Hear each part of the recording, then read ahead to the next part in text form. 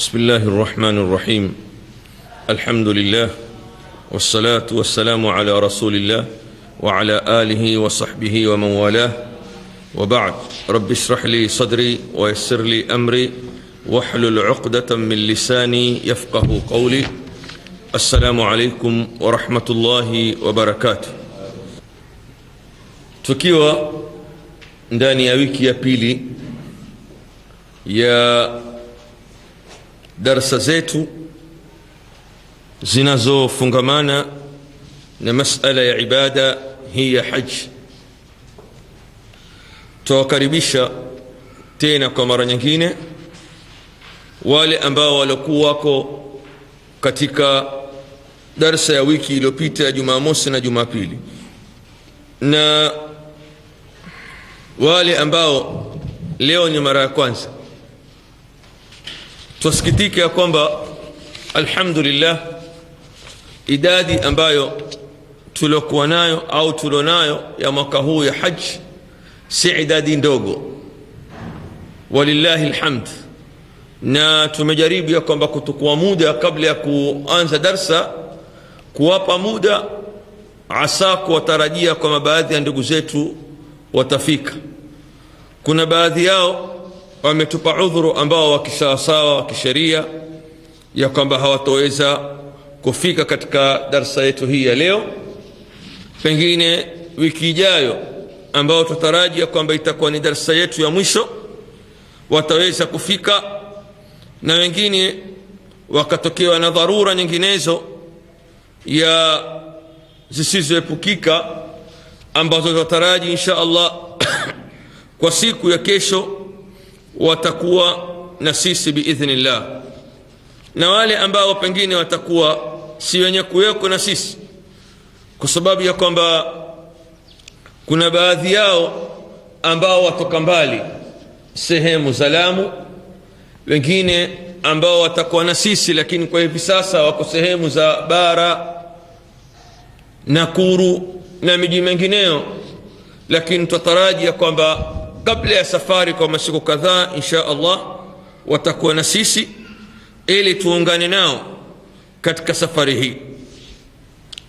Wiki iliyopita tulianza darasa zetu ambazo ghaliban kila mwaka darasa hizi uchechefu hutukua wiki tatu, na ikawa darasa zetu ni siku mbili kwa wiki ambao ni siku za Jumamosi na Jumapili. Wiki hii ni wiki ya pili, na wiki ya tatu insha Allah itakuwa ni wiki ambayo itakayokuja. Ndani yake kutakuwa na baadhi ya mambo, na pamoja kwamba tutamalizia au humalizia na nasaha za kitabibu moja katika ndugu zetu madaktari wa Kiislamu ambao na wao na yeye mara nyingi huwa katika misafara kama hii, ya kwamba atakuwa na sisi hapa ili kutoa nasaha kwa vipi mtu ataweza kujihami na ataweza kuwa katika hali kama zile. Darasa zetu ziko mara mbili kwa wale ambao leo ndio siku ya kwanza, na ni wenzetu ambao insha Allah tutakuwa nao ndani ya ibada kama hii ya hija. Kuna darsa ambayo ya kusoma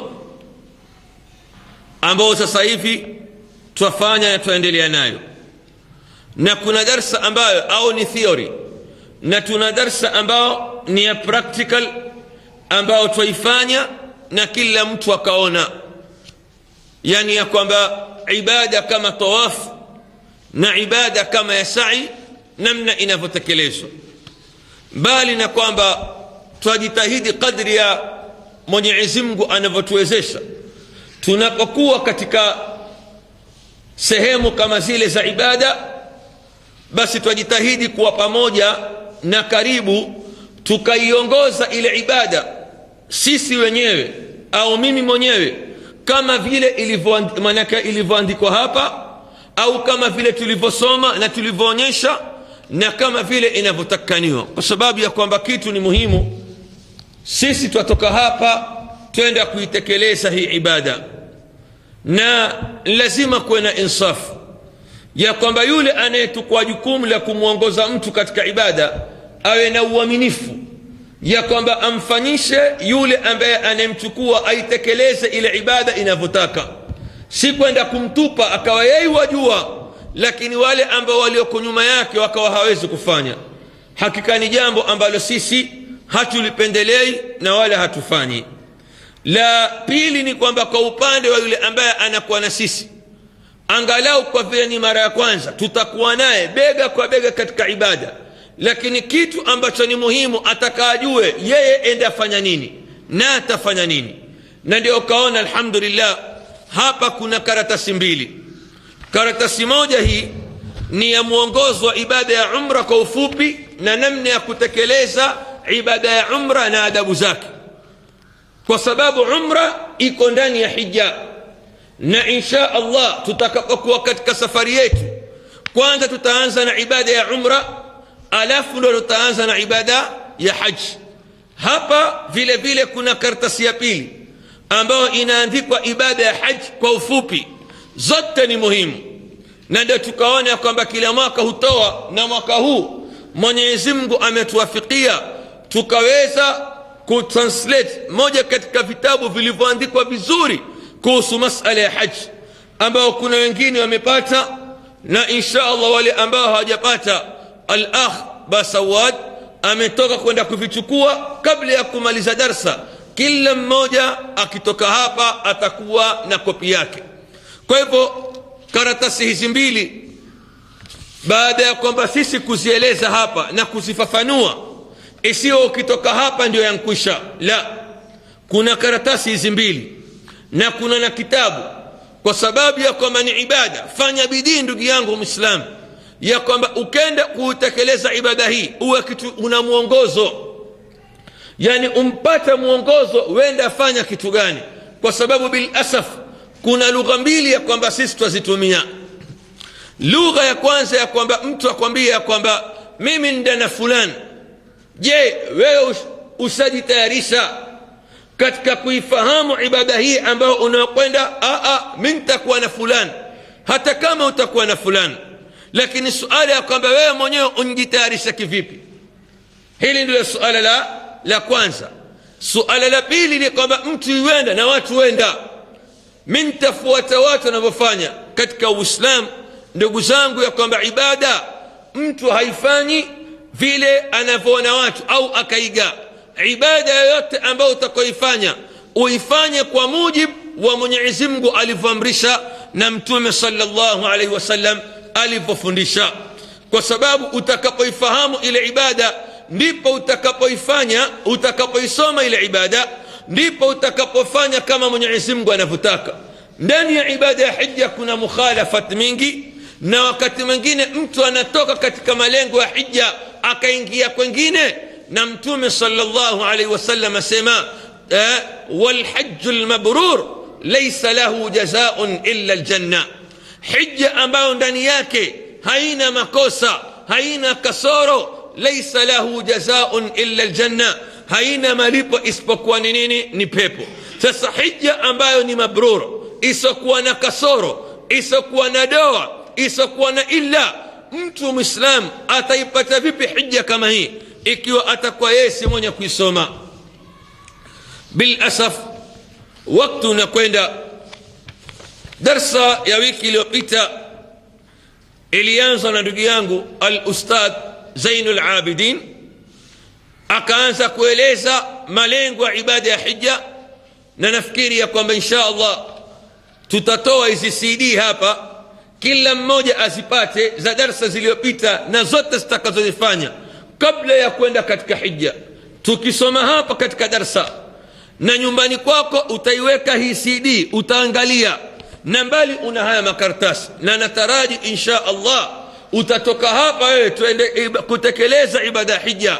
Insha Allah hutakuwa ni mjinga kwa mengi ambayo tutakuwa tuenda kuyafanya, mbali na kwamba tutakuwa pamoja bega kwa bega. Hatuwezi kuwa watu, kwa sababu ni ahadi kwa Mwenyezi Mungu tumechukua, lakini utakuwa na wewe angalau waweza kujisaidia. Wakati mwingine waweza kufanya tawaf peke yako, wakati mwingine utaweza kufanya sa'i peke yako. Tuendelea pale ambapo al-Ustadh Zainul Abidin alipopaacha karatasi ya mwongozo wa ibada ya umra kwa ufupi, ndio ambao tulikuwa nao katika wiki iliyopita. Tayib, si ndio? Naam. Na ilikuwa tumefika namna ya kutekeleza ibada ya umra, ukurasa wa 8.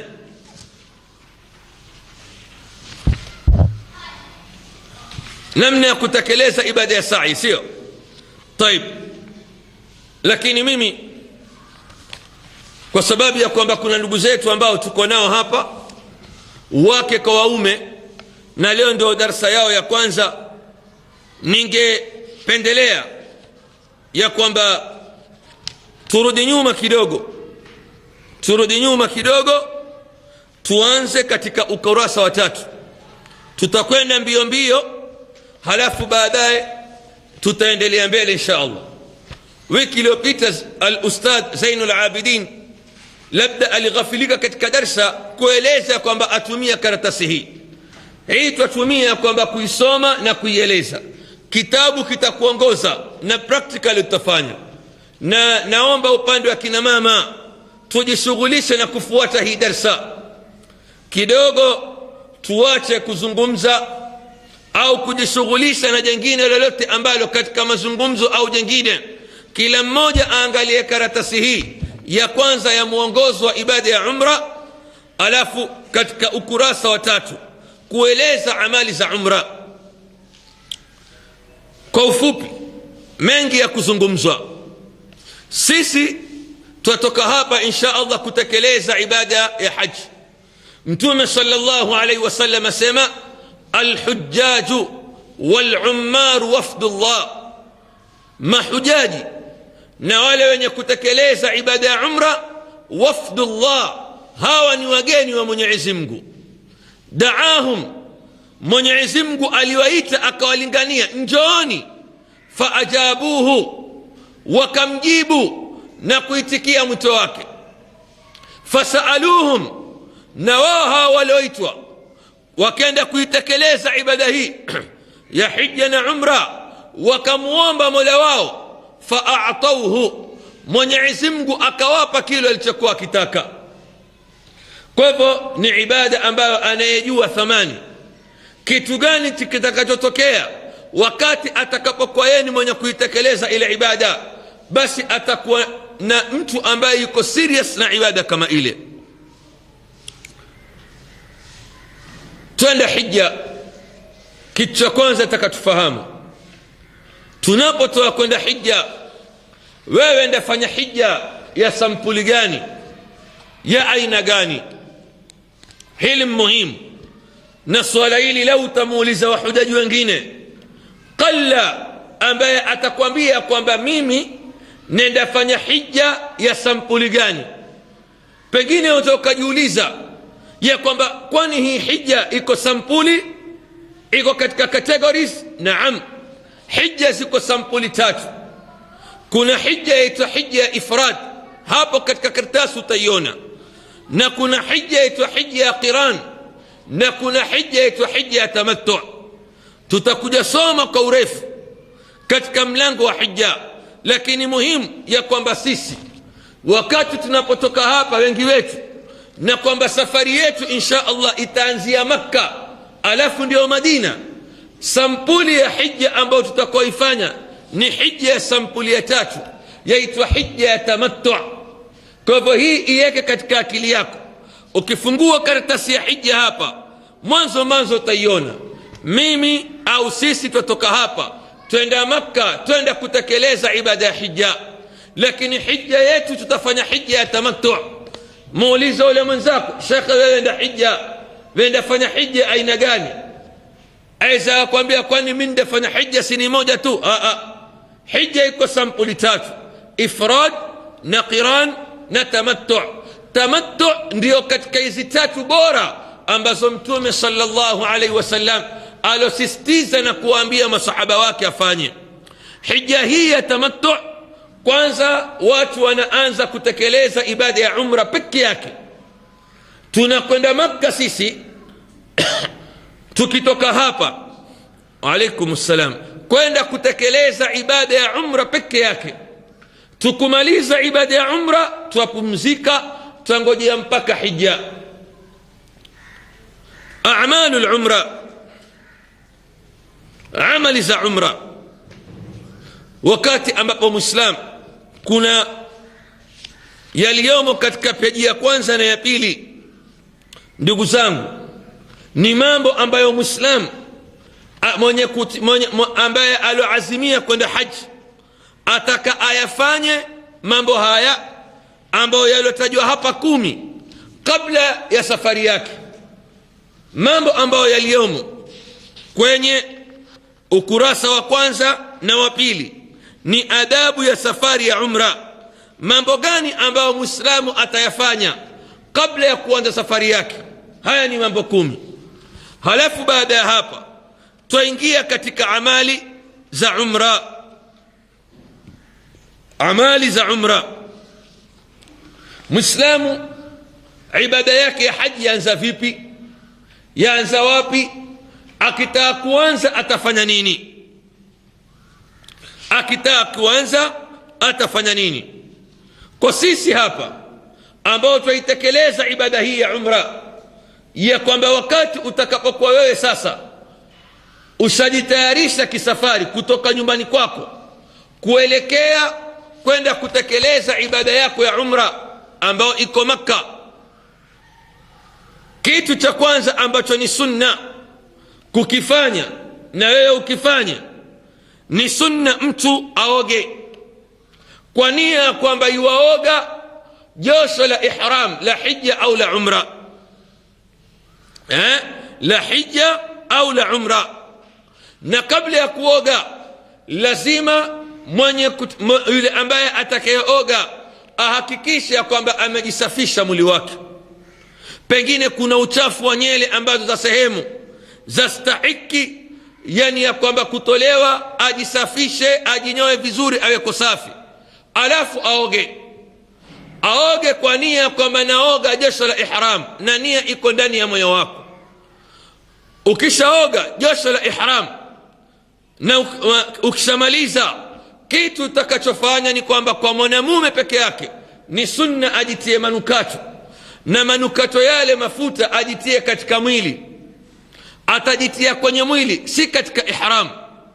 Sisi kwa kwamba ni watu ambao nia yetu ya ibada ya umra tutatia tukiwa ndani ya ndege, nguo zako za ihram wewe mwanamume ambao utakazozivaa, ambao ni shuka ya chini na nguo ya juu, waweza kuzivaa ukiwa nyumbani, au waweza ukivaa ukiwa katika airport. Ukiwa wapi? Uwanja wa ndege, ukavaa kabisa nguo mbili, nguo ya chini kikoi na nguo ya juu, pasi na kuvaa nguo yoyote ndani. Ama kwa upande wa mwanamke anayeruhusiwa kuvaa nguo ya aina yoyote, bora iwe ni nguo ambayo ya stara, ikiwa ni buibui lake ni buibui la stara, na ikiwa nguo yake atakayoivaa isiwe ni nguo ya mapambo. Lakini hakuwekewa kwamba mwanamke ana nguo maalum. Na kuna jambo ambalo napenda kulitanabahisha kwa wanawake, na mimi silipendelei kwa wanawake wetu ambao kwenda hija. Kuna tabia ndani ya Makka, au wengi katika wanaokwenda hija, kwa sababu ya ujinga, kwa sababu ya kukosa uongozi, wanawake wao wanavaa nguo tu nyeupe. Wengine wavaa manake jilbab nyeupe na kanzu nyeupe na suruali nyeupe na raba nyeupe, akawa havai buibui. Hii makosa, na tawaambia kwamba haturuhusu hili kwa mwanamke yoyote ambaye ataandamana na sisi. Kuvaa nguo nyeupe kwa mwanamke si lazima, wala hakuna mahali paliposema mwanamke anayekwenda hija au umra ana nguo zake ambazo maalum afanya. Si hivyo ndugu zangu, wao wanafanya wao, kwa sababu hii ni dini. Ni lazima mwanamume ndio amepaswa kwamba avae shuka mbili, ya chini na ya juu. Yeye mwanamke akitaka kushona ashone yeye, lakini afahamu ya kwamba si wajibu. Linalotakiwa kwa mwanamke wa Kiislamu avae nguo za mavazi ya heshima, asitoke akavaa nguo bila ya buibui, itakuwa ni makosa kuvaa hijab. Na hilo sisi katika grupu yetu hatulipendelei, ya kwamba mwanamke ikiwa atavaa nguo yake nyeupe anshona shauri zake, lakini avae buibui, ajistiri kisawasawa na asivae nguo za mapambo. Na ikiwa ni mwanamke ambaye ajistiri, tutakujaeleza atafanya nini. Kwa hivyo hivi ndivyo mavazi. Mwanamume ukishavaa nguo yako ihram, wajipaka mafuta, umekata kucha zako za mikono na miguu, umejisafisha kisawasawa, umeoga, umevaa ihram. Mafuta wapaka kwenye mwili, hupaki kwenye nguo. Ndio pale watu wanaanza safari ya kuelekea kutekeleza ibada ya umra na ya hija katika mji wa Saudi Arabia. Nukta ya kwanza tuingia amali za umra. Atakapofika mwenye nia ya kufanya umra, miqat ni mahali ambapo yule atakayekuwa iwatoa katika mji wake aelekea Makka kwenda kufanya hija au umra, pale akifika mahali kama hapa atatia nia, na nia atakayotia atatia nia ya hija na umra. Atatia nia ya hija na vile vile akifika Makka atatia nia ya umra. Kwa hivyo miqat ni mahali ambapo yule ambaye atakayekuwa ni mwenye kutoka katika mji wake na kuelekea Makka kwenda kufanya umra au hija, akifika mahali kama pale, Mtume sallallahu alaihi wasallam alizitaja sehemu hizi au mipaka kama hii akatuwekea kwa amri ya Mwenyezi Mungu Subhanahu wa Ta'ala. Akifika pale ndipo atatia nia. Nia. Tuendelea. Ni sunna kuoga kabla ya kutia nia, na ndio mtu akawa ataoga akiwa bado nyumbani, kisha ajitie kwenye mwili wake, ajitie manukato kwenye mwili wake, asitie kwenye nguo. Kwa wanaume peke yake, sio wanawake. Mwanamke hajitii manukato abadan, mwanamke hajitii manukato. Na vile vile mume na mke ni sunna kunyoa nywele zao za sehemu za siri na makwapa na kukata kucha, kisha avae nguo mbili nyeupe kwa mwanamume, shuka ya chini na nguo ya juu, pasi na kuvaa kitu ndani. Yani mwanamume hatovaa chupi wala suruali yoyote ndani, zile ni nguo ambayo nyeupe nadhifu. Ama mwanamke atavaa nguo yoyote ya kumstiri mwili wake na ya heshima, wala si lazima avae nguo nyeupe, na wala asijipambe wala kuvaa nguo za mapambo. Nafikiri nukta ya kwanza itakuwa imefahamika. Na haifai kwa mwanamke kuvaa niqab, ninja, anapokuwa katika ibada ya hija. Akifika miqat, pale mahali atakapotia nia, hafai kuvaa niqab. Mathalan atoka hapa Mombasa, sisi watu wa Mombasa, nia ya umra tutatia karibu na Jeddah, tukana na ndege. Aweza akatoka nyumbani kwake akiwa amvaa niqab ninja, si kwamba hatovaa akiwa nyumbani, la, atavaa niqab yake na ninja yake mpaka kwenye ndege. Akifika kwenye ndege itakapopaa atakuwa na niqab yake kama kawaida. Kwenye ndege tutatangaziwa kabla ya nusu saa ya kwamba kuingia katika miqat.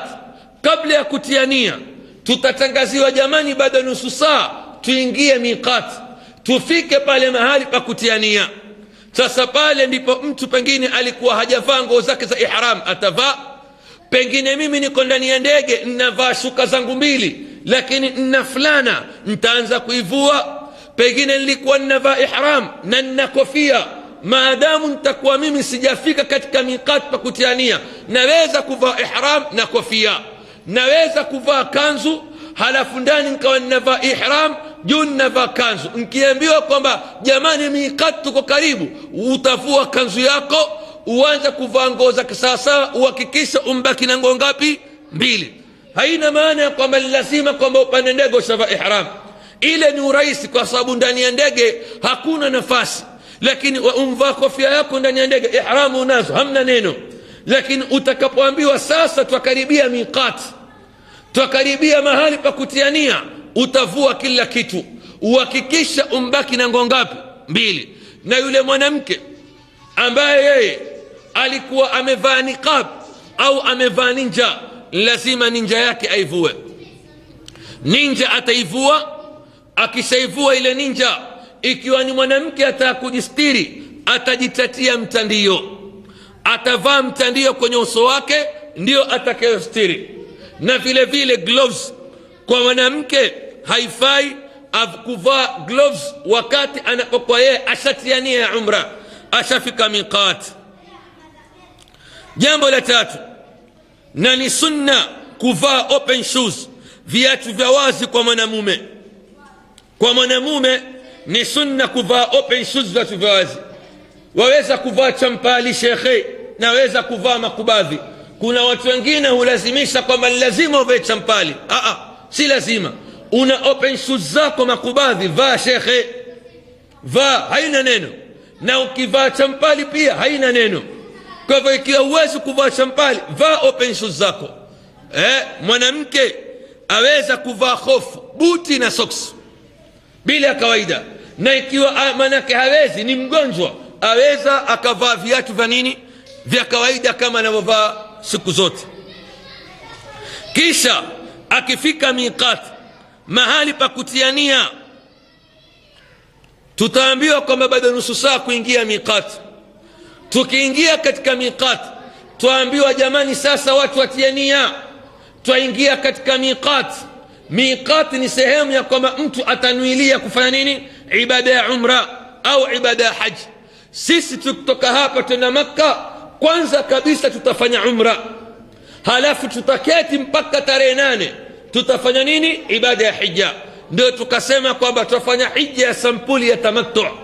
Tamattu, ukitoka hapa tuanza na umra, tukimaliza umra ndio tutafanya nini, hija. Kwa hivyo tukiambiwa sasa sisi twafika miqat, tutatia nia ambayo tutakayoitia sisi ni nia ya kufanya umra peke yake, ni nia ya kufanya umra peke yake. Namba 4, twasema kwamba kisha akifika miqat, mahali pa kutiania, atatiania kwa kutamka kwa sauti. Mwanamume atasema neno kama haya. Mkiambiwa tiania, ya hifadhi haya maneno, utasema labbaik allahumma umratan la riaa fiha wala sum'a. Na ikiwa kidogo hifadhi itakuwa yako ntabu, hii kartasi shakika nayo, ukiambiwa kwamba watiania fungua, utasoma maneno kama haya, labbaik allahumma umratan la riaa fiha wala sum'a. Haya ndio maneno ambayo utakaotia katika nia hija, utatamka. Ukishasema maneno haya, wewe utakuwa kuanzia pale ulipoyasema usaingia katika ile ibada. Sasa unaposema maneno haya, moja kwa moja kuna baadhi ya mambo utakuwa hufai wewe kuyafanya. Ulikuwa usakata kucha, hufai tena kukata kucha maadamu ntiania. Hufai tena kujitia manukato, hufai kutumia sabuni mzuri, hufai mtu kukutana na mke wake, hufai kuinda, hamufai kupigana na mambo mengine ambayo hafai mtu kuyafanya wakati akishatia nini, nia. Kwa hivyo nia ya umra, tukishafika miqat, tukiambiwa sasa tuingia miqat, utasema maneno haya, labbaik allahumma umratan la riaa fiha wala sum'a. Kisha namba 5, akishamaliza kutamka nia hii, atasoma talbiya. Atasoma nini, talbiya. Talbiya ni maneno haya, labbaik allahumma labbaik labbaik la sharika laka labbaik innal hamda wan ni'mata laka wal mulk la sharika lak. Na hapana ubaya ndani yake kuleta adhkar katikati ya talbiya na kuleta tasbih. Mtu akishatia nia ajishughulisha na talbiya, alete istighfar, alete adhkar, alete Qur'an, alete kusoma Qur'an. Watu wasianze mazungumzo na kupiga story na kuangalia mengine.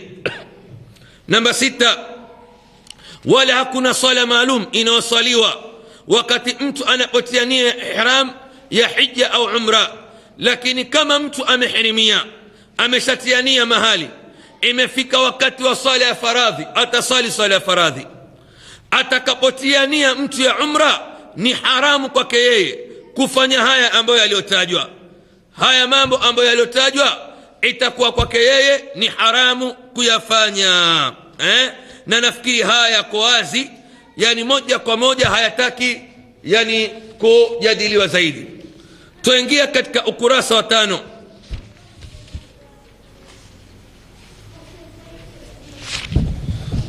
Namba 11. Yani talbia utaileta mpaka tukifika Makka. Tukishafika Makka, tutakwenda katika hoteli ambayo tutakoshukia, tutapumzika, tutalala, tutakula chakula. Waweza kuoga, lakini hakikisha kwamba wakati utakapooga usitumie sabuni yenye manukato ikiwa utakuwa lazima, kwa sababu pengine utakuwa una majasho, unalala, unaamka, wataka kidogo upate mchangamfu, waweza kuoga.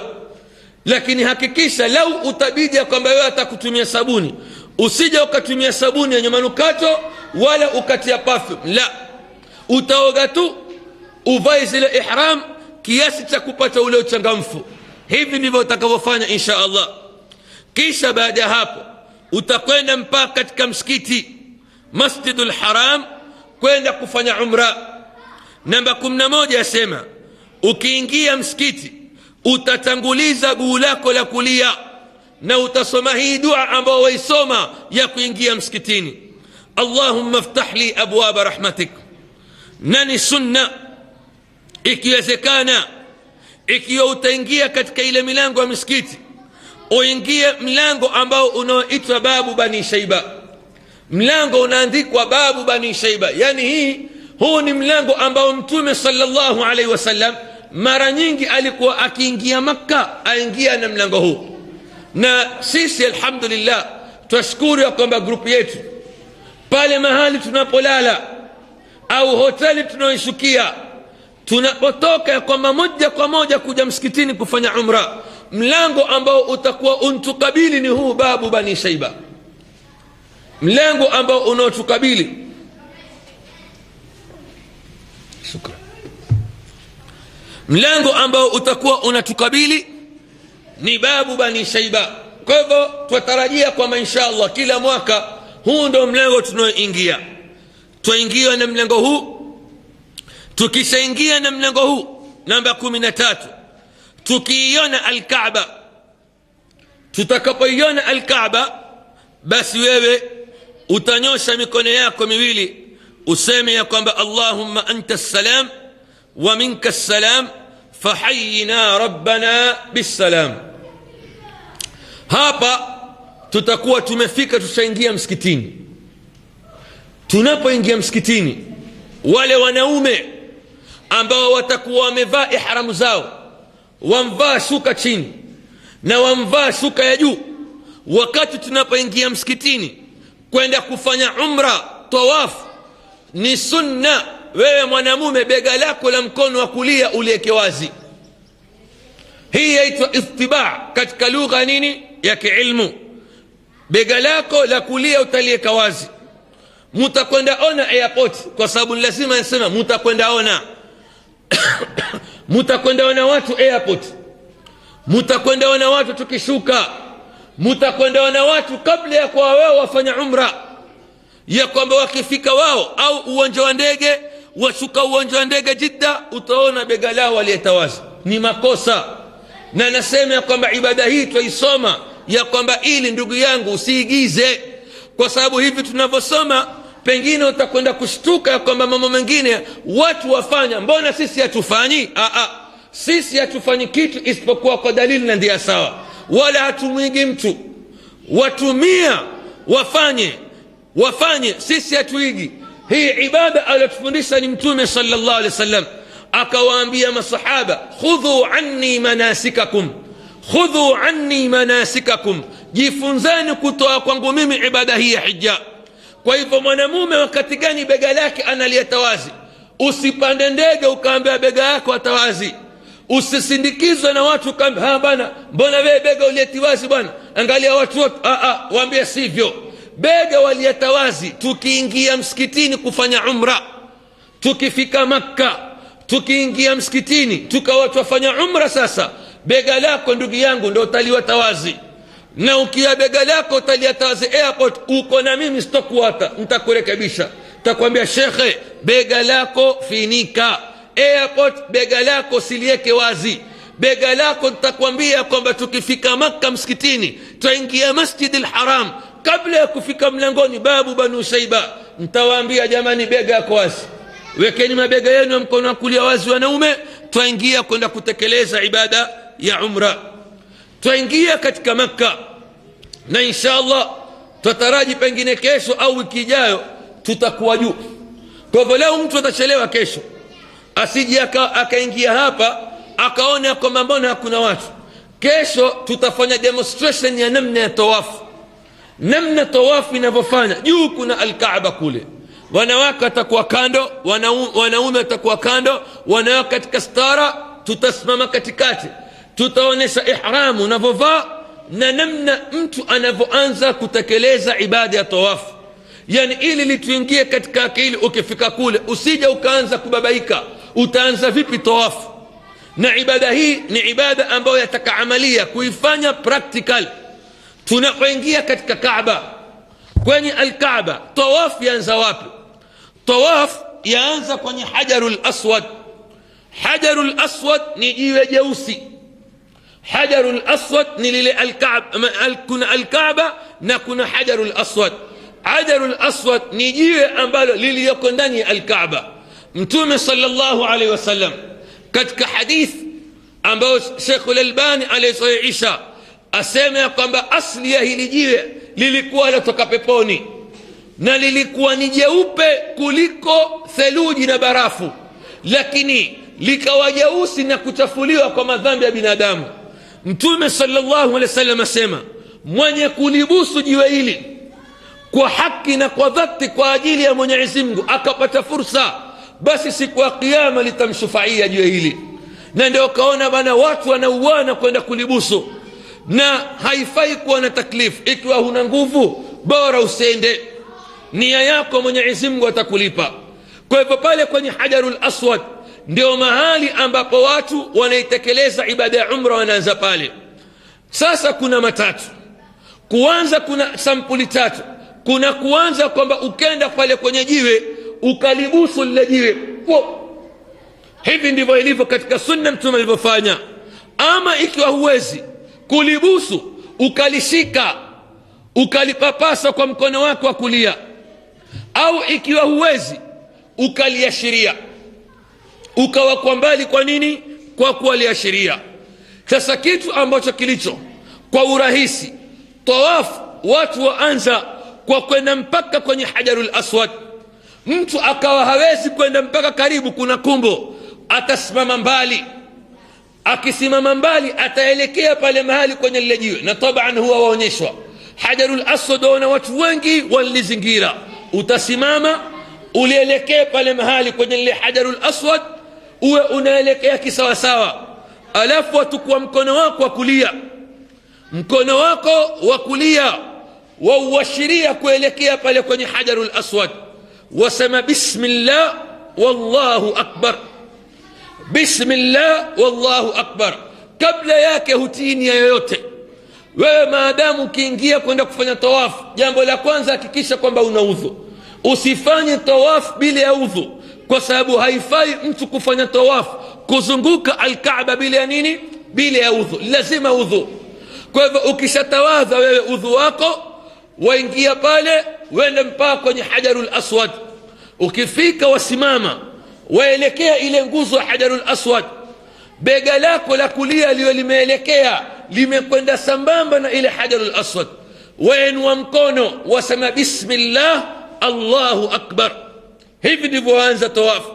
Bismillah Allahu akbar. Halafu ukisema bismillah Allahu akbar, waanza kuzunguka.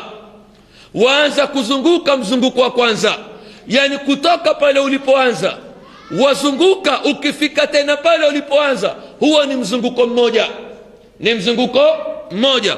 Pale ulipoanza bismillah Allahu akbar, waanza kuzunguka, waizunguka ile Alkaaba. Ukifika pale ulipoanza, hiyo inazingatiwa mzunguko ngapi? Ni moja. Tumfahamiana? Sasa basi, kwa kwamba ni ibada, Muislamu anapokuwa azunguka ile Alkaaba au yuwatufu Alkaaba, je, kuna kisomo maalum ambacho mtu lazima akisoma? Kina kisomo maalum? La. Wakati utakapokuwa watufu, imma waweza ukaomba Mungu wewe mwenyewe, imma ukaleta uradi, imma ukaleta adhkari, imma ukasoma Qur'ani, ujishughulishe imma dua, imma kuleta adhkar, imma kuleta uradi, imma kusoma Qur'ani. Haya ndio waweza kuyafanya wakati unapozunguka. Na waambia hivi kama nilivyosema, ya kwamba ibada hii alitufundisha nani? Ni Mtume. Na ndani kuna mambo mengi ambayo yametia, mutakwenda yaona ambayo yasiyo. Kwa hivyo nakuhusia, maadamu unkaa katika mahali pa ilmu, hakuna dua maalum wala hakuna kitabu maalum ya kwamba ati upawe uambie kwamba kitabu hichi dua ya kwanza, mzunguko wa kwanza wasoma dua hii, mzunguko wa pili wasoma dua hii, mzunguko wa tatu. La, si lazima wala hakuna. Mtu anapotufu asoma dua yoyote, aleta uradi wowote, muombe Mungu katika tawafu haja yako yoyote. Hivi ndivyo mtu utafanya wakati unapofanya nini? Unatawafu. Kwa hivyo tawafu yaanzwa vipi? Waja mpaka kwenye Hajarul Aswad, wainua mkono, wasema bismillah Allahu akbar. Ukishasema bismillah, waanza kuzunguka. Unapozunguka wasema subhanallah, alhamdulillah, wa la ilaha illa Allah, Allahu akbar.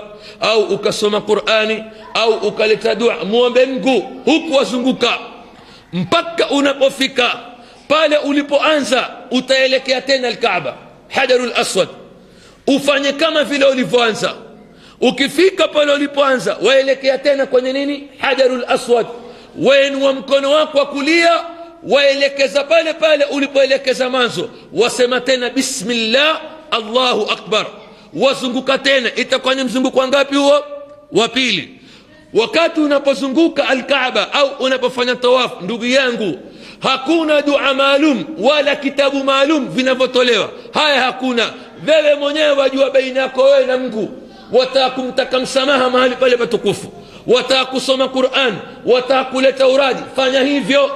Wazunguka mara ya pili mpaka ukifika tena pale ulipoanza, waelekea tena ile Alkaaba, pale kwenye Hajarul Aswad, wafanya kama ulivyoanza, bismillah Allahu akbar, usisahau.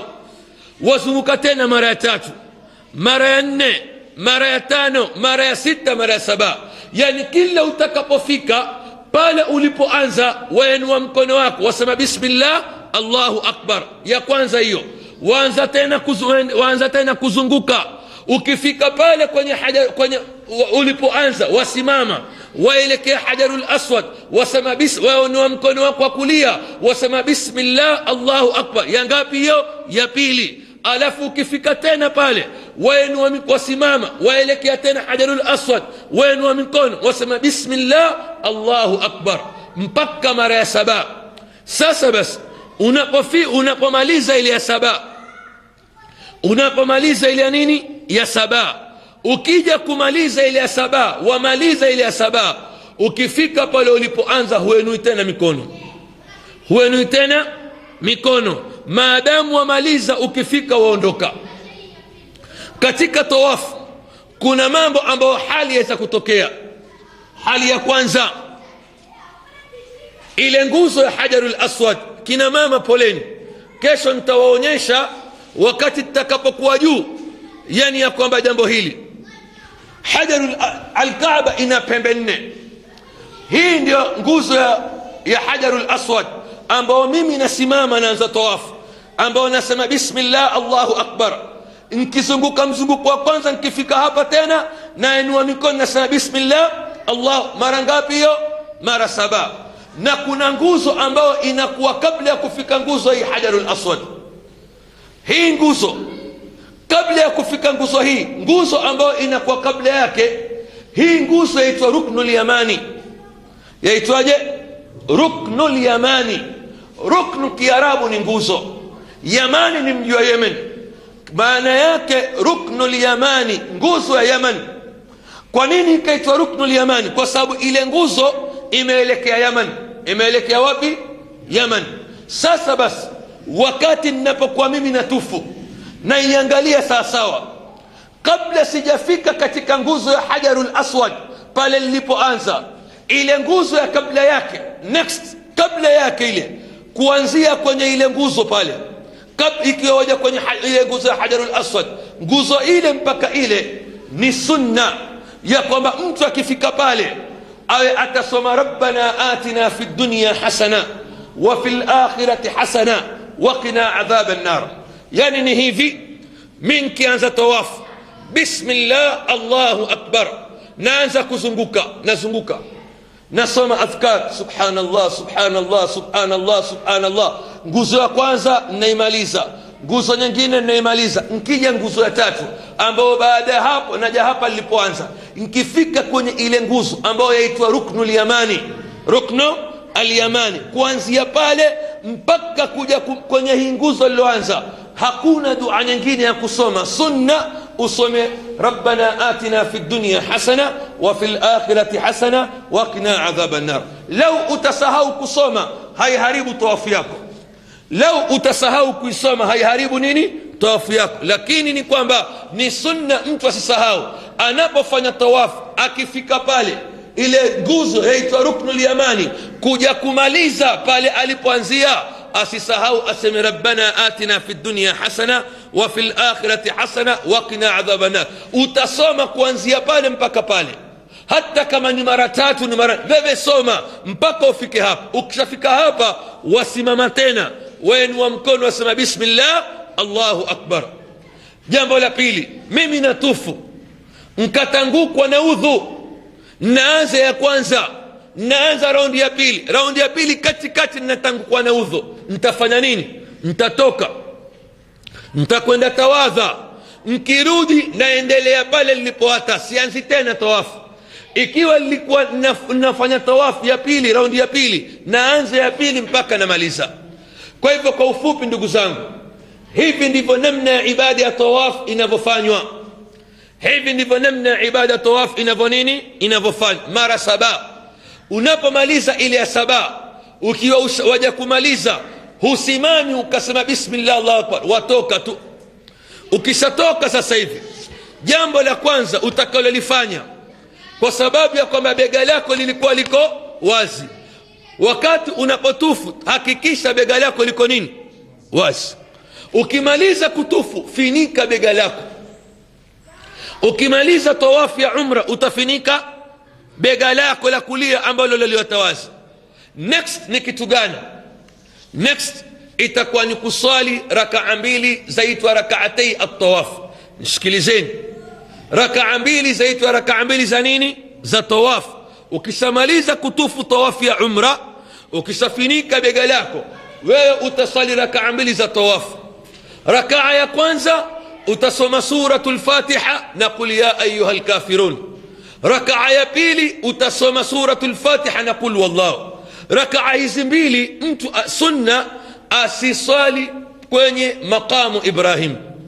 Maqamu Ibrahim ni mahali ambapo Mtume Ibrahim alayhi salam alikuwa akisimama mahali kama pale alipokuwa iweijenga al-Kaaba. Mwenyezi Mungu akaamrisha mahali kama pale watu waswali, fattakhidhu min maqami Ibrahima musalla. Kwa hivyo rakaa hizi mbili baada ya tawafu wasiswali pale, lakini kwa sababu ya kwamba hivi sasa kuna zahma, si lazima kuswali pale kwenye lile la dhahabu, la, utaswali mahali popote, utaswali mahali popote. Na wakati unaposwali, unapokuwa chini kwenye al-Kaaba, unaposwali hakikisha walielekea al-Kaaba. Kuna watu waswali pale na swala zao waliyadhu billah hazisihi. Unapokuwa ndani ya haram kwenye Kaaba, unaposwali hakikisha waswali waelekea al-Kaaba, sawa iwe huku huku huku huku. Wewe swali waelekea wapi? Al-Kaaba. Waswali waelekea al-Kaaba rakaa 2 zako. Rakaa ya kwanza wasoma suratul Fatiha na qul ya ayyuhal kafirun. Rakaa ya pili wasoma suratul Fatiha na qul huwallahu. Ukimaliza jambo ambalo utakalolifanya ukisha swali, na lau kama unswali hukusoma sura hizi haina neno wala haibatulishi nini umra. Kama usahau ukishamaliza kuswali zile rakaa mbili baada ya tawafu, kitu utakachofanya ni kwamba ni sunna kwenda kunwa maji ya Zamzam. Na mu'min siku zote maji ya Zamzam, Mtume asema ma'u Zamzam lima shuriba lahu, maji ya Zamzam mtu yuanwa kwa nia yake alotia. Ikiwa ametia nia ya maji yale yuanwa ambao ni dawa, Mungu ampoze maradhi, Mungu atampoza maradhi. Mungu ampe shifa, atampa shifa. Na Mtume asema ta'amu tu'min wa shifa'u suqmin, ni chakula kwa ambaye hana chakula na ni pozo wa maradhi. Na Mtume asema tofauti baina ya mu'min na mnafiq. Mnafiq akinwa maji ya Zamzam ana maji kidogo, na mu'min akinwa maji ya Zamzam ana maji mingi. Kwa hivyo ni sunna unapomaliza tawafu ya kwamba mu'min ana maji mengi kwa sababu ni dawa, na kila ukiingia msikitini kusali kuna maji ya Zamzam. Na ikiweza kujitia kwenye kitwa, jitie kwenye kitwa, hata ziloe zile ihram. Hapa utakuwa wewe ushamaliza tawafu, unzunguka mara 7.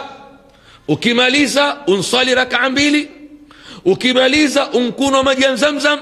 Kitu chaitwa tawafu kitakuwa kimmalizika hapa. Ushamaliza kufanya ibada yako ya nini? Ya tawafu. Sasa kitu kitakachobakia, maadamu sisi tuwafanya umra, itakuwa na tuwafanya ibada ya tamattu. Nasema tena, lau wajiuliza wewe ndafanya ibada gani? Sema mimi ndafanya hija, lakini hija ya tamattu. Aina ya hija nini? Ni aibu na si haipendezi kwa mtu ndafanya ibada hujui ndafanya ibada ya aina gani, si vizuri. Mimi nafanya ibada gani? Ya tamattu. Vipi? Mwanzo tutafanya umra, tumalize, tuvue nguo zetu, alafu baadaye ndio tutafanya nini? Hija. Tutatiania umra peke yake, alafu tutatiania hija peke yake. Sijui tumfahamiana. Baada ya kumaliza hapo, naona karatasi ninaziacha kwa sababu naelezea ili hata mtu akirudi katika karatasi afahamu, na kesho vile vile tutaelezea zaidi. Tunapomaliza ibada ya tawafu, sasa tunakwenda kutekeleza ibada ya sa'i. Sa'i ni kwenda au ni kuyatembea milima miwili. Mlima mmoja waitwa Safa na mlima mmoja waitwa Marwa. Na Mwenyezi Mungu asema inna Safa wal Marwata min sha'airillah. Tumaliza tawafu, twaja katika kutekeleza ibada ya sa'i. Sasa tutatoka msikitini kwenye Al-Kaaba, twenda kwenye mlima wa Safa. Nafikiri twenda pole pole, najaribu kwenda pole pole kidogo tufahamu. Twenda katika mlima wa Safa, nafikiri nitakuwa mbele. Lakini naam,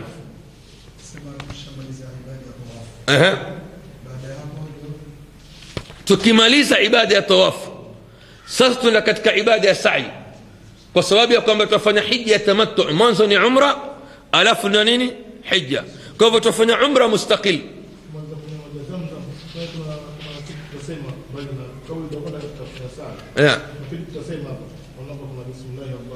Naam, anikumbusha kitu. Wakati tutakapomaliza tawafu, kabla ya kwenda kufanya sa'i, mtu ni sunna kurudi mpaka kwenye Hajarul Aswad, asimame alielekee, aseme bismillah Allahu akbar kama vile alivyoanza. Hutufu tena, lakini walielekea wasema bismillah Allahu akbar. Ukishamaliza hapa ndio uenda sa'i baina Safa wal Marwa.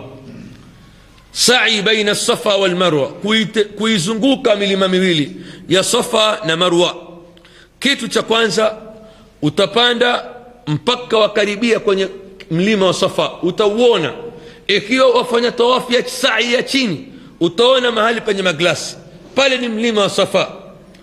Utakapofika katika mlima wa Safa, ukiwa unkaribia, utasoma aya hii, inna as-safa wal marwata min sha'airillah faman hajja albayta aw i'tamara fala junaha alayhi an yatawafa bihima waman tatawwa khayran fa inna allaha shakirun alim.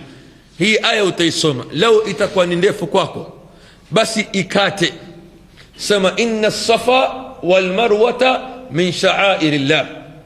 halafu baadaye ukishasoma hii aya wasema maneno haya, nabda bima bada Allahu bihi, nabda bima bada Allahu bihi.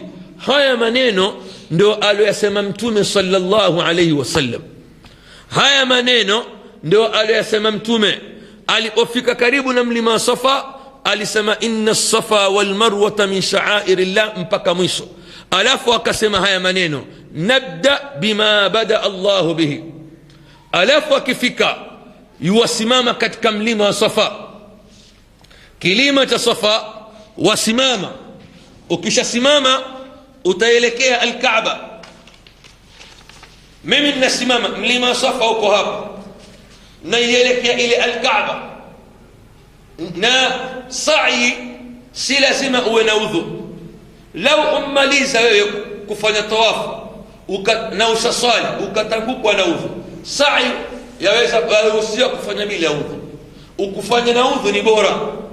Waelekea mpaka kwenye mlima wa Safa, waelekea ile al-Kaaba. Sasa hivi huioni kwa sababu kuna mijengo, lakini waekewa ishara ya alama ya kwamba al-Kaaba iko pale. Waelekea ule mlima wa Safa, wasimama. Hii ndio kidogo hapa pana kazi. Ukishasimama na si kazi, waielekea, uinue mikono juu. Bwana, mikono ni hivi. Waielekea ile Safa, Jabal Safa. Allahu akbar, Allahu akbar, Allahu akbar. La ilaha illa Allah wahdahu la sharika la, lahul mulk wa lahul hamd, yuhyi wa yumit wa huwa ala kulli shay'in qadir.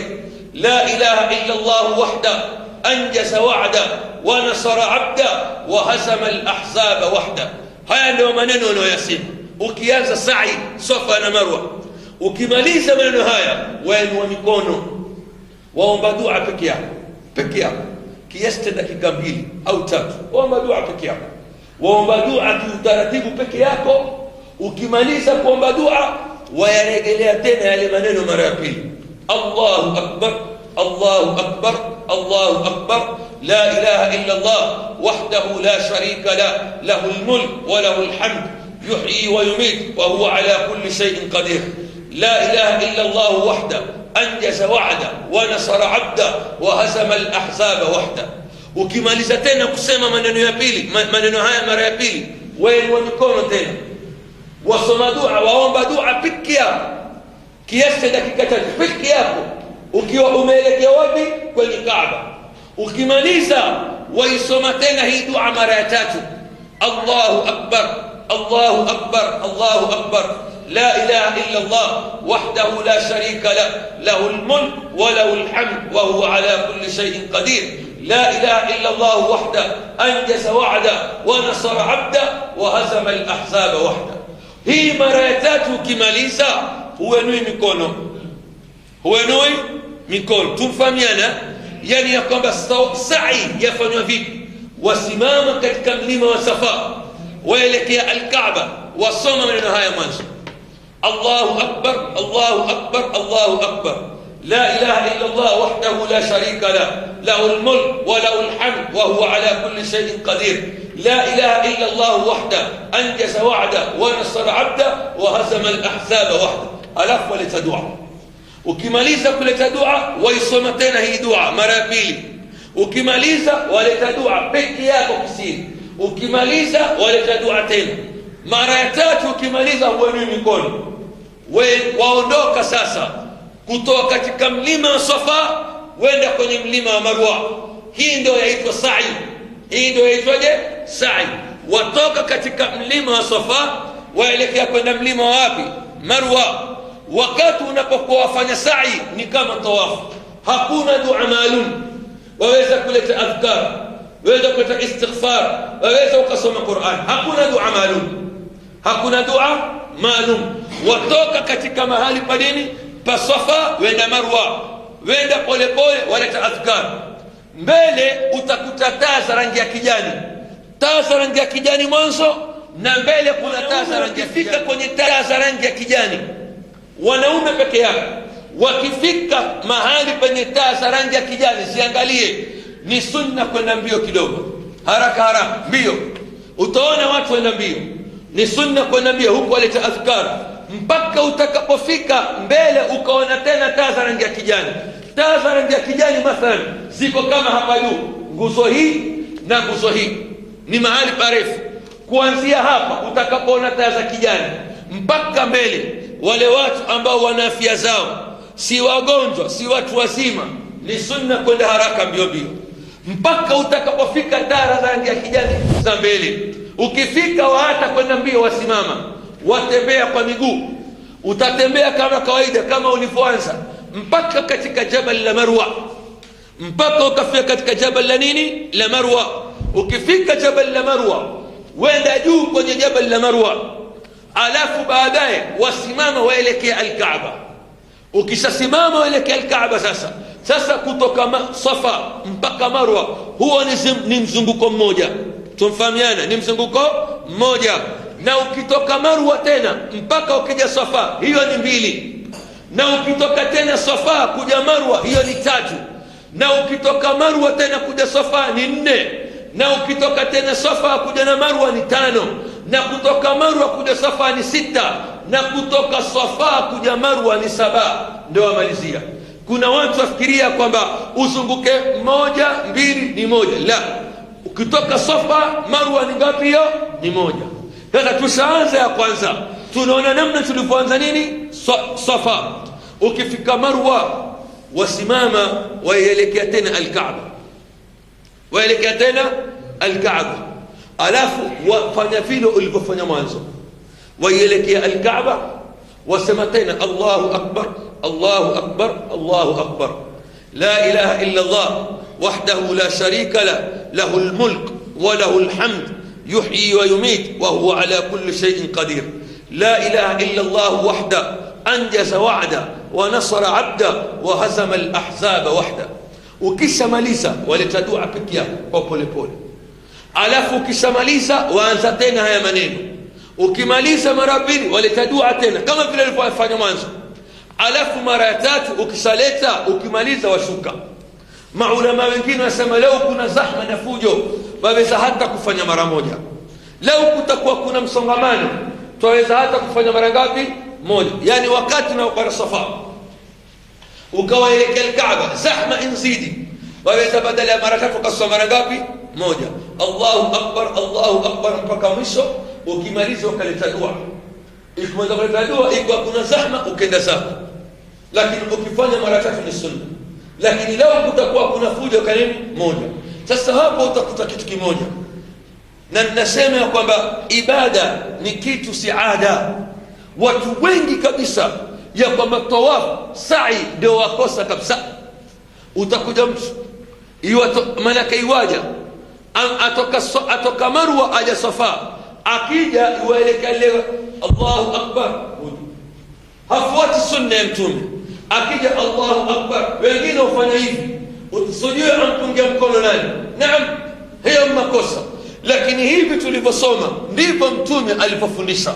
Na maadamu uenda kufanya ibada hija, ibada yako isipotee, usiige watu. Hata kama ambao uko nao uenda kinyume na haya, wachana nao. Wewe muhimu ya kwamba shughulika na ibada yako, usipoteze ibada yako iko ina kasoro. Wewe untoka hapa untupa wakati, pesa na kila kitu, fanya ibada yako sawa sawa. Fanya ibada, na nataraji pengine watakaosikiza mihadhara kama hii katika YouTube watastafidi inshallah. Kwa hivyo hivi ndivyo maana mtu anapofanya ibada gani? Ibada ya sa'i. Kwa hivyo ukisatoka Marwa waja Safa, ikiwa waja Safa mbele vile vile utakwenda kutataza green. Taza nini? Za green kama ulivyokuta mwanzo. Ikiwa watoka Marwa kuja Safa utakuta mahali kuna taa za green. Ukifika taa za green, mwanamume mwenye siha atafanya kama alivyofanya Safa, atakwenda mbio mpaka mbele kuna taa za green, atasimama, atatembea kwa miguu mpaka mwisho, atakwenda mpaka kwenye mlima wa Safa. Mlima wa Safa akifika ataanza tena kama alivyofanya mwanzo, ataelekea al-Kaaba, Allahu akbar, Allahu akbar mpaka mwisho. Yani hivi ndivyo atakavyofanya.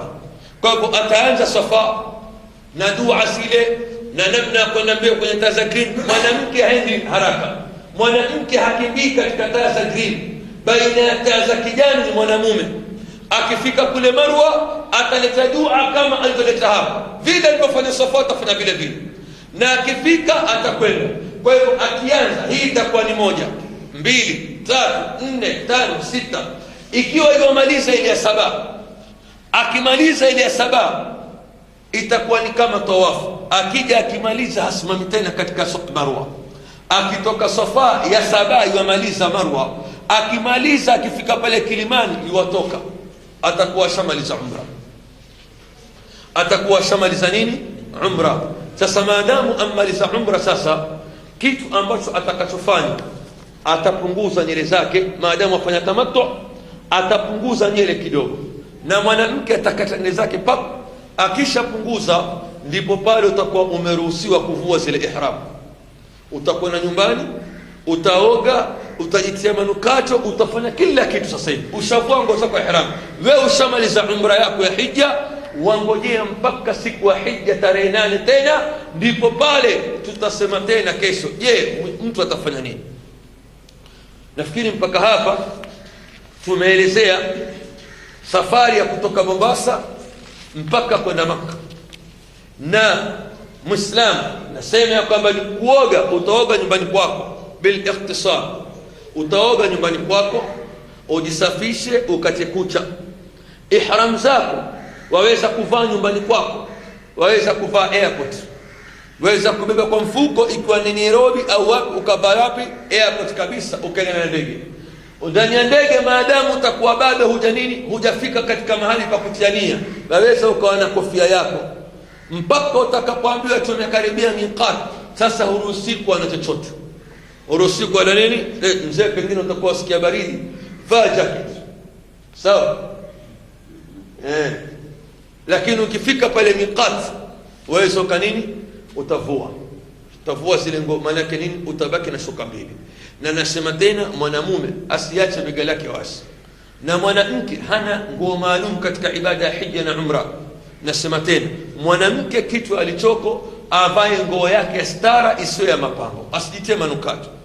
Ikiwa yeye ameamua kuvaa nguo nyeupe, avae tu nguo nyeupe, lakini hakuna kwamba lazima mwanamke avae nguo nyeupe.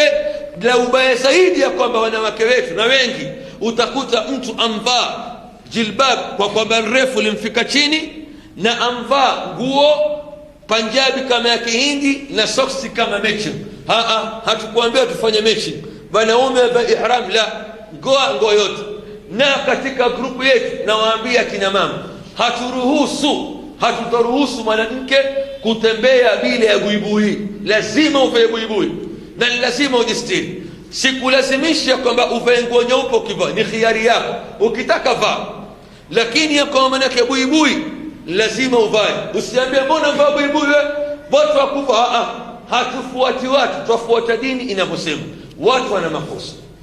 So nafikiri haya tumeyasema ya kwamba kwa darasa leo mpaka sasa hivi saa 12 itakuwa yatosha. Na kesho na waomba jamani watu waje mapema. Asr tusali hapa, baada al-asr mubashara tutapanda juu. Wanawake tutaweka stara yao kiasi cha kwamba tutakuwa watuona, na wanaume mtakuwa mahali mkaa mtuona. Sasa hapa ndipo tutakapofundishana practical namna ya kufanya tawafu na namna ya kufanya nini? Sa'i. Alafu baadaye tutakuja katika masala ya hija. Kitu kigumu ni nini? Haya masala. Na ibada ya hija vile vile si ibada ngumu, inshallah tutaieleza alafu tutafanya practical. Naam.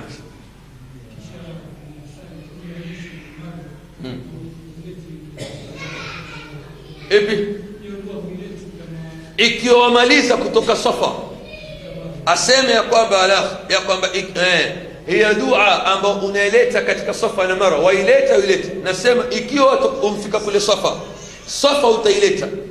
Ikiwa waja Marwa kumalizia huileti, watoka tu, maana hutosimama kwenye mlima. La, ukija waja Marwa waja kumalizia ukatoka kwenye mlango.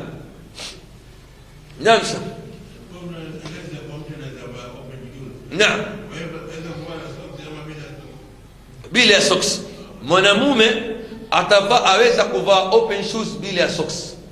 Shafahamu? Afaa kuvaa miwani, afaa kuvaa saa, afaa kuvaa pete, afaa kuvaa ukanda.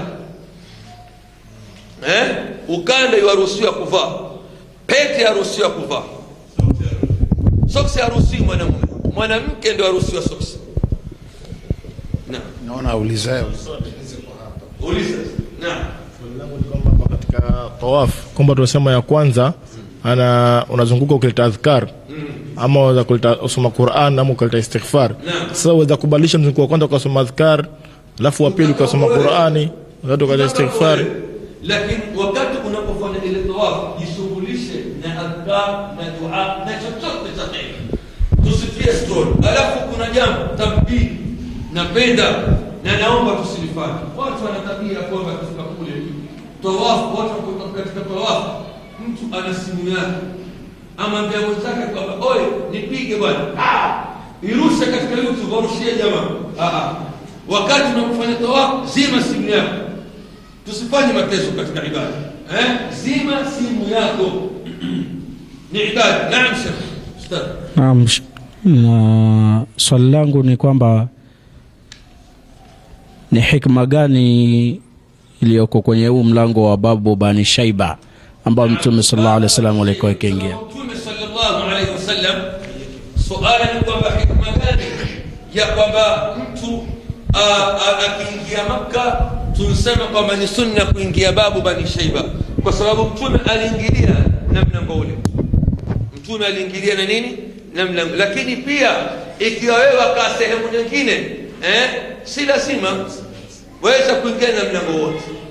Naam. Na hii buibui. Naam. Ni burqa. Naam. Ni burqa. Naam. Naam. Hii ni lazima iwe nyeusi ama inaweza kuwa rangi yote? Mzee asema buibui liwe nyeusi au lolote. Buibui kwanza iwe ni nguo ambao pana ya kustiri mwanamke. Sawa. Na pili isiwe ni nguo ya mapambo. Ikiwa ingekuwa ni nguo ya aina yoyote, iwe ni buibui ambalo kitambara ambacho hakivutii. Naam, hakivutii. Rangi ya naam.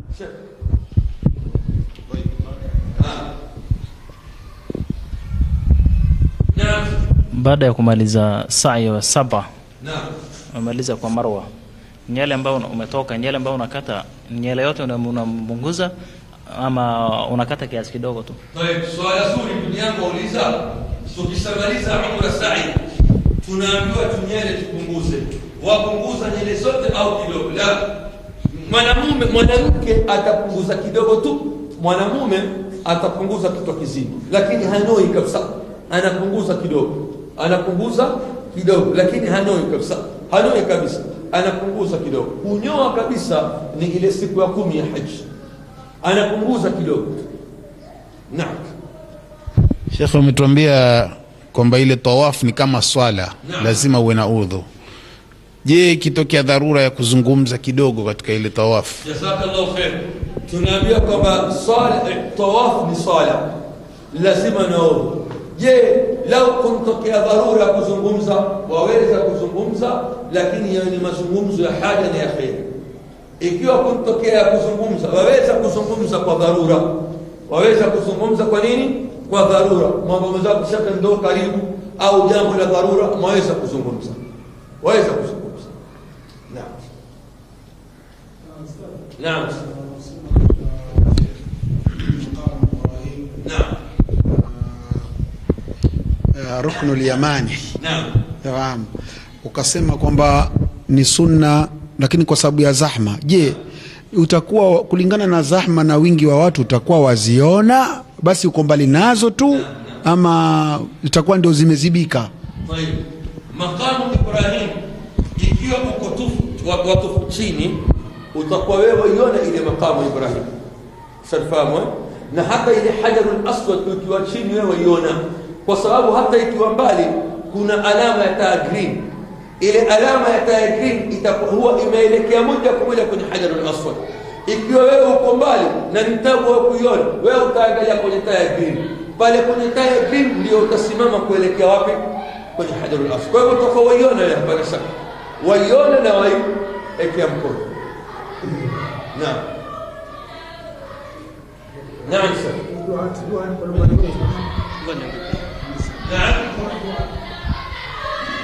Shekhe hapa auliza katika kule dua, baliza dua kwa lugha gani? Ubora Kiarabu. Lau kama utakuwa hujui Kiarabu, omba lugha yoyote.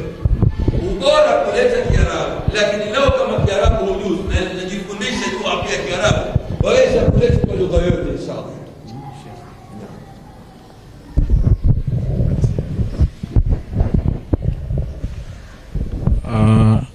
Nafikiri katika hiyo nguzo kuna neno man istataa ilahi sabil.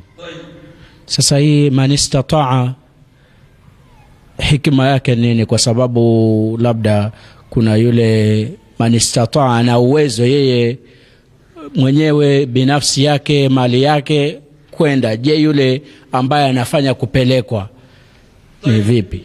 Istitaa, Mwenyezi Mungu aliposema man istataa ilahi sabila, istitaa wanazuoni wanaeleza kwanza ni mali, wewe una uwezo wa kwenda kule. Istitaa ni nguvu, wewe mwenyewe ni mzima, si mgonjwa. Istitaa njia, yani ya kwamba ile njia ya kwenda kule kuwa kuna amani. Ikiwa mambo haya matatu yatakuwa hayapatikani au moja litakosekana, itakuwa istitaa kwako haijafika. Ikiwa huna pesa, wewe utakuwa si mustati', huna uwezo. Ikiwa afya yako pesa unazo haziruhusu, taabani wewe, utakuwa si mustati'.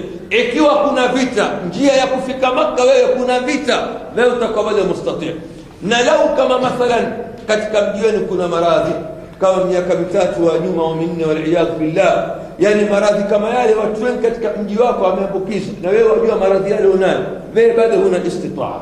Sasa yule ambaye anayepelekwa ni mtu mustati', ana nguvu zake, ana amani, na kuna mtu ambaye manake muhsin, amejitolea, haina tatizo inshallah, yajuzu katika sheria. Naam. Naam.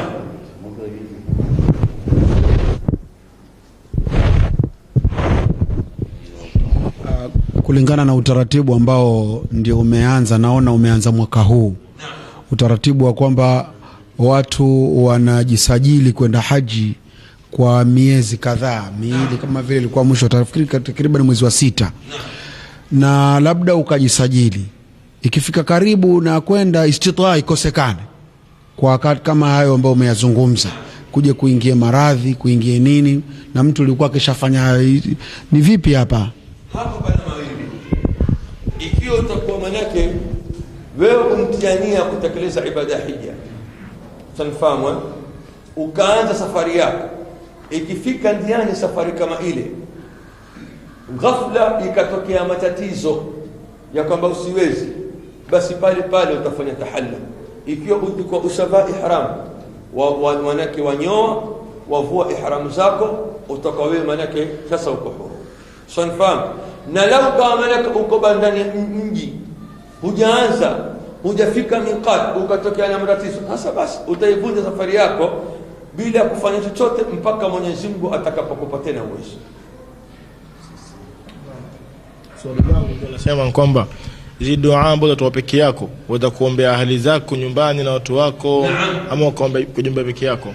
Dua ambao utakazosoma peke yako, sio katika tawafu na sa'i, waweza kuombea wewe, watu wako, wazee wako waliokuwa mbele za haki na nani na kila mtu, waweza ukawaombea Mungu wote, haina matatizo. Waombee Mungu, ni mahali pa dua, ni mahali pa mtu pa kujishughulisha.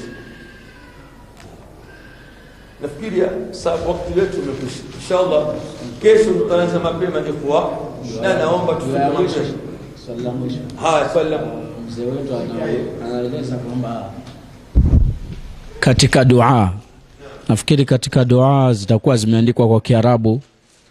Anasema lao mtu hajui kwa Kiarabu, anataka ile translation, tafsiri labda. Kuna karatasi maalum. Naam. Nafikiri hatutazitoa. Tumeweka karatasi za dua mbalimbali tunasoma katika ibada ya Umra. Nafikiri tutazileta na itakuwa ni bora zaidi. Inshallah. Nafikiri naam.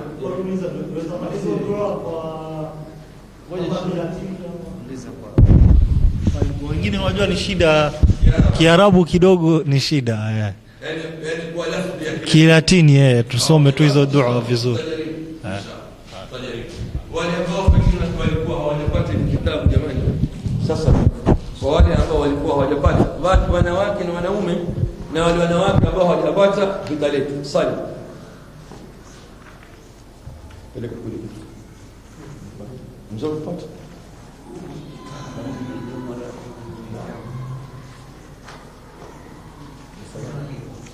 Naam,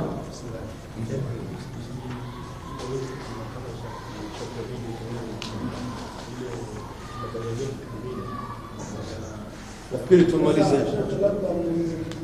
Naam,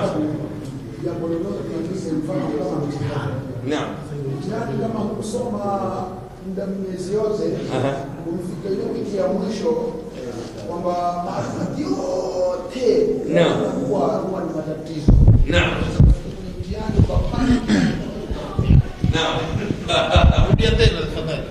Nauliza, nasema hii mfano kama vile mtihani. Mtu atakana mara kwa mara watwali. Lakini kama hutwali imfika wakati wiki moja mtihani, basi yaweza fika siku ile na ukapoa karatasi na kila kitu kapotea, hakuna kitu tajaza. Hasa haya mengine yanakuja kwa mfumo kama huo. Waweza fika haji, Mwenyezi Mungu asitujalie ukawa washindwa, hili ni la hapa, hili ni la hapa. Je, kuna utaratibu mfano kama tarehe fulani kwamba kesho ama baada salatu tuna ibada fulani ikumbushwe? Sababu mtu anaweza kukusahau kila kitu akawa hajui lolote. Kawaida sisi Sheikh Suleiman, ya sisi tuna desturi yetu katika program zetu za haji. Hizi darasa tunazozifanya, kitu cha kwanza hatufanyi darasa hapa peke yake. Tunafahamu na darasa ambazo tunazozifanya hapa pengine hukumbushana baadhi ya mambo fulani airport, na mara nyingi tukiwa ndani ya ndege pia tuna darasa.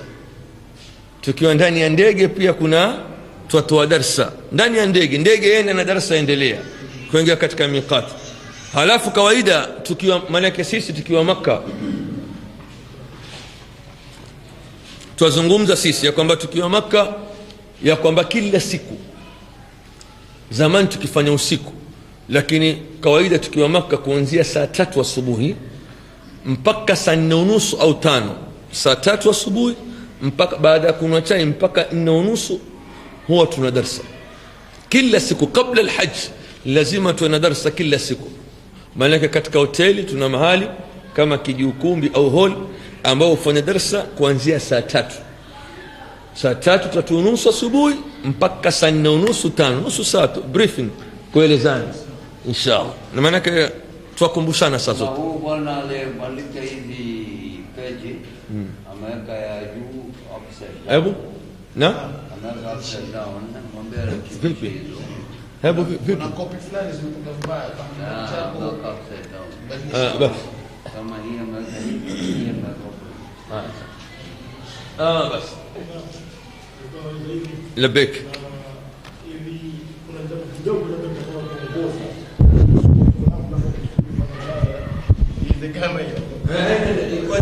ya kupa mwongozo sawa sawa. Sasa ukiona tatizika kidogo baada ya kusumbua labda uko mbali kidogo, inshallah ya dua pengine kwa kitu kama hicho nitakuziwa. Mimi ustadh, kitu kimoja nitaongezea. Naam, inshallah tutakapomaliza hizi durusi zetu iwe tushamaliza, sasa bado kuondoka tutakuwa bado tuna muda wa kukaa hapa. Hizi darasa zote kuanzia ya kwanza mpaka ya mwisho tutatengeza CD, kila mmoja atakuwa nayo. Sasa hizi siku 2 3 4 hapa nyumbani ukitia mwenyewe utasikiza kwa makini, urudie tena kwa hivyo ile jambo litasaidia pia inshallah. shukran. Sasa hizo inshallah na hizi tutasaidia, tutajaribu inshallah. Hizi kwa kusubiri neno